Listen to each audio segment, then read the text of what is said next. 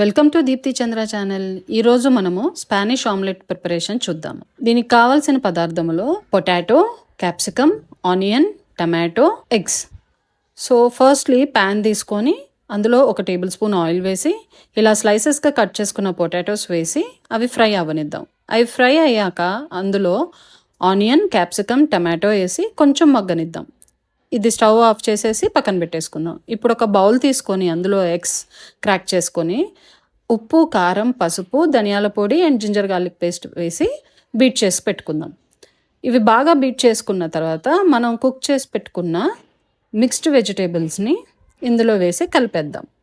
కలిపేసిన తర్వాత దీన్ని ఆమ్లెట్ లాగా ప్రిపేర్ చేసుకుందాం. ఆమ్లెట్ వేసేద్దాం. సో ఇప్పుడు ఇది చూడ్డానికి సింపుల్గా ఉంది, కానీ ఈ ఆమ్లెట్ అయ్యాక తింటుంటే అది మార్నింగ్ బ్రేక్ఫాస్ట్ కానీ ఈవినింగ్ డిన్నర్కి కానీ కంప్లీట్ మీల్ లాగా ఉంది. ఇందులో ప్రోటీన్ ఉంది, మిక్స్డ్ వెజిటేబుల్స్ ఉన్నాయి. వన్స్ ఆమ్లెట్ వేసాక మూత పెట్టేసి మగ్గనివ్వండి. లాస్ట్లో కొత్తిమీర వేసి గార్నిష్ చేసుకోవడమే, అంతే. Thank you.